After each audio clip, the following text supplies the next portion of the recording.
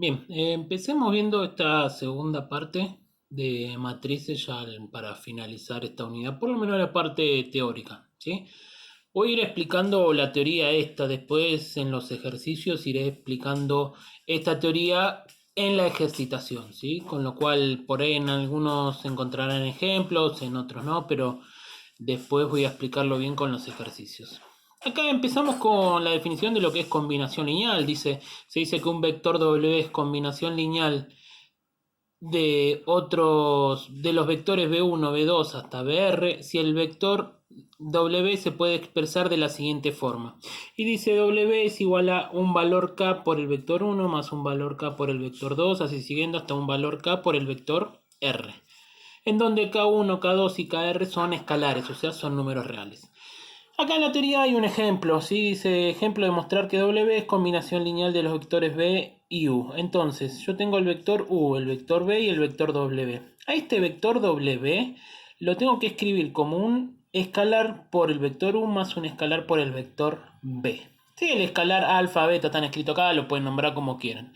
Entonces, acá empezamos a trabajar todo lo que estuvimos viendo antes. Escribimos, bueno, el vector W, escribimos el vector U y escribimos el vector B. Multiplicación de un escalar por una matriz, o en este caso por un vector, multiplicación de un escalar por un vector, suma de vectores, igualación de vectores en donde primera componente con primera componente, segunda componente con segunda componente, tercera componente con tercera componente, que son estas tres ecuaciones. A partir de esto, como nosotros sabemos ya lo que es un sistema de ecuaciones, lo podemos resolver. Sí, acá está resuelto despejando primero alfa, ¿sí? Y reemplazando de la primera ecuación, reemplazando en la segunda y en la tercera donde está alfa, para que quede un sistema nada más con una sola incógnita, que en este caso es W, ¿sí? De esta segunda ecuación, que es esto que está acá abajo, despeja el valor de B o el valor de beta, ¿sí? En las dos ecuaciones se demuestra. Una vez que encontramos el valor de beta, vamos a la otra partecita, que está todo junto, en donde encontramos el valor de alfa. ¿Esto qué quiere decir? Que se puede escribir al vector W como menos 3 veces el vector U más 2 veces el vector B. Y esto es lo que se conoce como combinación lineal, ¿sí? Siguiendo, tenemos después lo que es la dependencia lineal. Dice vectores linealmente independientes y linealmente dependientes, perdón. Dice, si S es un conjunto de vectores, ¿sí? En este caso B1, B2 hasta BR es un conjunto de vectores, la ecuación vectorial de vuelta, una combinación lineal pero igualada al vector nulo en este caso, ¿sí? Tiene al menos una solución, y esa solución es que los escalares sean todos iguales a 0. Si esta es la única solución de la ecuación vectorial antes dicha, entonces el conjunto de vectores S se dice que es linealmente independiente, y para abreviarlo lo usamos como LA. Si la ecuación vectorial sigue diciendo tiene además otras soluciones, se dice que el conjunto de vectores S, ¿sí?, es linealmente dependiente, y lo abreviamos con esto que está acá, ¿sí? Yo acá lo corté, después sigo unas cositas más, pero básicamente lo que dice esto es lo siguiente. Si yo tengo un conjunto, en este caso, de dos vectores, y quiero corroborar si estos vectores son linealmente dependientes o independientes, formamos una combinación lineal igualada a 0. A partir de las operaciones entre vectores o matrices, ¿sí?, podemos llegar a esta conclusión, ¿sí?, a partir de la multiplicación de un escalar por una matriz, suma de matrices, y a partir de esta igualación de vectores llegamos a este sistema. Resolviendo este sistema, bueno, acá dice sistema homogéneo, término independiente 0 para todo el sistema. Después lo vamos a ver bien en la unidad 7, lo que es este sistema homogéneo, ¿sí? Pero acá nos queda formado el sistema de ecuaciones. Al resolver, ¿sí?, vemos que beta es igual a 0, beta es igual a 0 y alfa es igual a 0. Entonces, como los dos escalares, en este caso alfa y beta, me quedaron igualados a 0 y es la única posible solución, se dice que el conjunto de vectores es linealmente independiente, ¿sí? Después haré un ejemplo para que se entienda lo de vector linealmente dependiente, como para que lo tengan. Aquí hay otra definición que dice espacio vectorial. Esto quédense tranquilos que no hay ejercicios, yo lo doy, espero que se entienda a la lejana, ¿sí? Así como estamos viendo las clases, pero tengan en cuenta que no lo voy a tomar, no va a haber ejercicio ni en el parcial ni en el final, yo lo doy como para que después se entiendan lo siguiente. Básicamente lo que dice esto es, de vuelta, si espacio vectorial, ¿no? Si B1, B2, así BR son vectores en el espacio vectorial B, o sea, después vamos a ver bien qué es lo que se refiere al espacio vectorial B. Y si todos los vectores en este espacio vectorial B es expresable como una combinación lineal de los vectores B1, B2 hasta BR, entonces se dice que estos vectores generan al espacio vectorial B. Básicamente, vamos a verlo con un ejemplo para que se entienda, ¿sí? El ejemplo que vamos a estar viendo es este ejemplo en donde tenemos el vector 1, vector 2 y vector 3. Fíjense que estos tres vectores, no está escrito acá, pero ya se los doy. ¿Cuántas componentes tiene? 1, 2, 3. Entonces, a esos vectores lo decimos que le pertenecen a los reales al cubo. Con lo cual, esto es lo que nosotros consideramos el espacio vectorial B que dijimos antes. ¿Sí? O sea, el espacio vectorial me lo van a dar o me va a dar la dimensión de los vectores o de las matrices. Entonces, para poder expresarlo como una combinación lineal de cualquier vector de tres componentes, hacemos el planteo en donde B1, B2 y B3 es un vector dentro de este espacio vectorial. Entonces planteamos la combinación lineal igualada a ese vector genérico, ¿sí? Porque yo no sé cuánto vale cada uno. La idea es encontrar que este alfa, este beta y este gamma en función de estas tres variables que están acá. ¿Sí? Entonces, volvemos a la combinación lineal, multiplicación de un escalar por una matriz, suma de matrices, llegamos a este sistema de acá. Ya de esta última ecuación, fíjense que el escalar alfa de la combinación lineal es igual a la tercera componente del vector, porque nuestro vector está planteado de esta manera.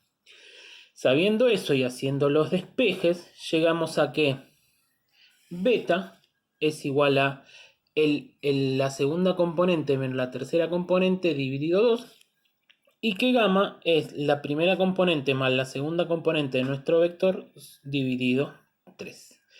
Fíjense que tanto el escalar alfa acá arriba, beta acá abajo y gamma acá abajo, ¿sí? Están todos en función de nuestros tres componentes del vector que habíamos planteado anteriormente.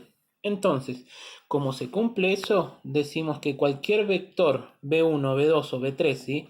Acá vamos a ver ahora un ejemplo, se va a poder expresar como combinación lineal de vector 1, 2 y 3, por lo tanto decimos que B1, B2 y B3 generan al espacio de los vectores de tres componentes.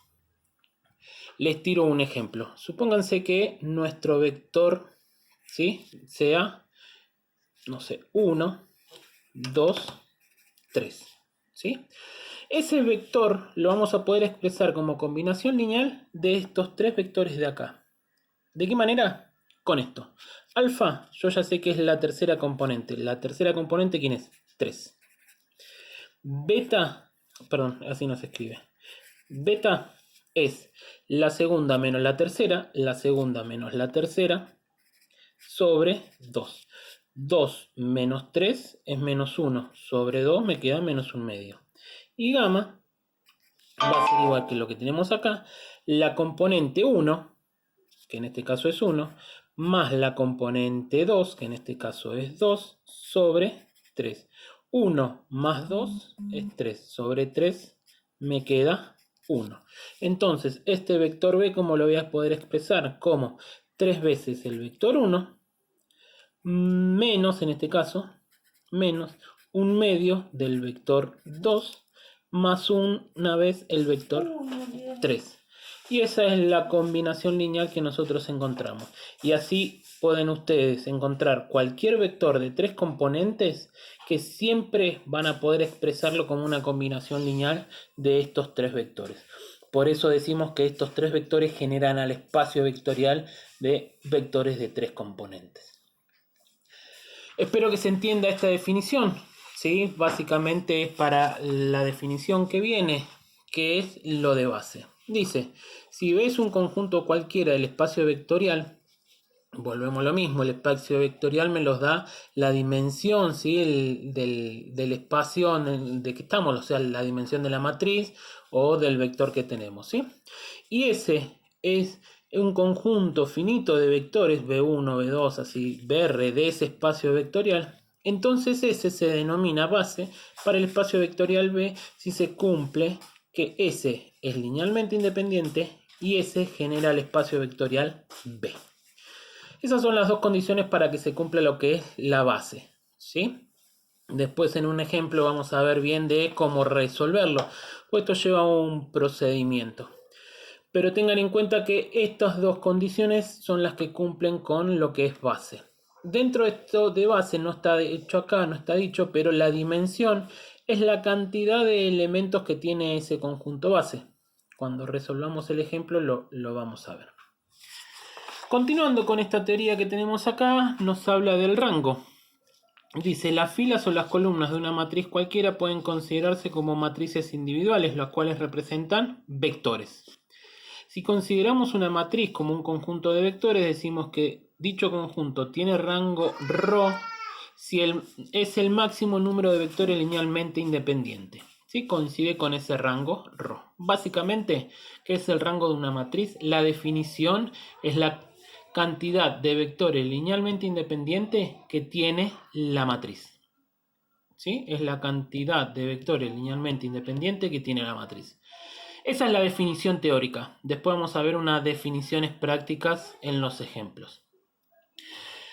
Siguiendo con esto, vamos a encontrarnos con el método que se denomina de Gauss-Jordan. ¿Sí? Esto es preferible verlo cara a cara como para que me pregunten todos, pero este método se pide en la facultad que lo sepan, ¿sí? Porque lo van a utilizar después en investigación operativa. ¿Tá? Si alguno conoce algún otro método como para resolver que no sea Gauss-Jordan, van a encontrar el método de Gauss, el método de Jordan, el método de Jordan-Gauss, el método de Gauss-Jordan, pero no el método del pivoteo. ¿Sí? Después voy a grabar un video como para que les quede bien claro y lo puedan entender.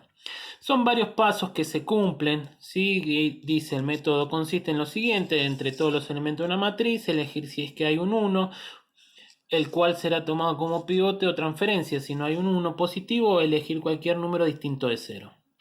Una vez elegido el pivote, se copia la fila a la que pertenece el pivote, toda dividida por él. Los elementos pertenecientes a la columna del pivote se completan con ceros. Todos los demás elementos de la matriz se calculan por la llamada regla del rectángulo. Hecho esto, se volverá a elegir un nuevo pivote siempre que no pertenezca a la fila o la columna del pivote anterior. ¿Sí?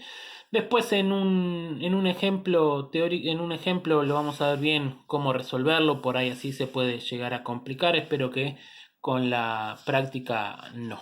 ¿Sí? Cálculo de la matriz inversa. La matriz A perteneciente a los reales n por n, o sea una matriz cuadrada, es reversible, regular o simplemente admitirá inversa, ¿sí? Tiene inversa para redondearlo.